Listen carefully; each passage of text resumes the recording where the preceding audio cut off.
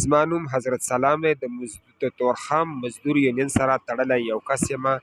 دا وخت مونږ په پاک افغان شهره باندې موجود یو چې مونږ اوس د 3 ساعت باندې راغلو. مونږ د لوړګي په بازار کې یو احتجاجي مظاهره وکړه او په دې کې چې کوم دی که نه مونږ هغه غوښتنې وکړې چې کومې ستونزې مونږ ته رامخې ته دي چې په تورخم کې مونږ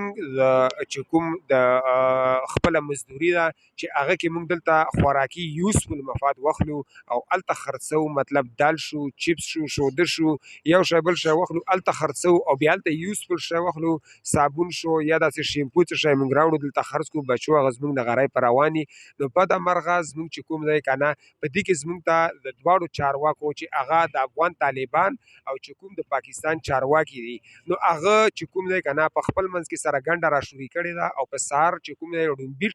سټیپ کې چې کوم دی که نه دوی خپله ګنډه راړی او دوی سره په شریک دي او چې کوم دی که نه دوی له منافع ورځي او د غریب ولس هېڅ قسمه غم نشته ورسره. نو زه د دوی نه دا مطالبه کړم چې د افغان کوم طالبان دي چې کوم اعلی چارواکي خلک یې هغه ډېر ښه خلک دي، نو زه دا اواز ورته رسول غواړم چې کوم دا ستاسو په دې لیارو کې ولیاړ خلک دي، دا خلک شریک شوي دي، خپله ګنډه یې شوري کړې ده او دا مزدور یې چې کوم دی که نه که هر قسم خبره یې تاسو ته کړي او دا یې بند کړی، دا هر څه دروغ دي، ځکه چې مزدور هېڅکله داسې یو کار نه کوه. مزدور دومره څه خبرو ته نه دی اوزګار چې هغه بل یو داسې کار وکړه یا داسې اقدام اوچت کړه هغه سره بېګۍ د خپل د نغري غم د خپل بچي غم یې ورسره، د خپل د بچي د روزۍ غم یې ورسره. نو زه د دوی ته دا خبره ورسول غواړم چې دا ظالمان په دې لیارو کې ولیاړ دي، دا ظالمان تاسو پورته کړئ او چې کوم دی که نه دا د غریبانانو مزدورانو روزي روانه شي، ځکه چې ډېر غټ مشکل دی موږ ته. نو دا هم تر مطالبه ده دواړو چارواکو نه چې دا د کینی او په سنجیدګۍ سره دا مسله حل کا، ځکه چې په سونه خلک داسې دي چې هغه کوم دي بېروزګاره شوي دي او هغه چې کوم دی چوله نه بلګي او ډېر سخت په مشکلاتو کې دي او تر دې پورې چې زه یم چې په دې مزدورانو کې په والله خودکشۍ ته خلک جوړ شوي دي. فمید الله شینواری چېرې موږ ته غټه ستونزه د مزدور تګ راتګ ده او تشدد ده.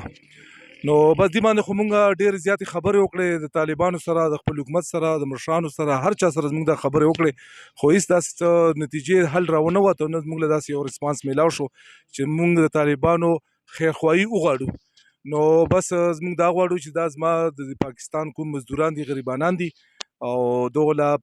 طالبانو له پکار دي چې دغو له لیار ورکه او ښه قانوني تور باندې درومي، پاسپورټ ویزا هر څه لري، خو د بده مرغه طالبان پته نه لګي چې دا ولې دا موږ مزدورانو سره ظلم کا.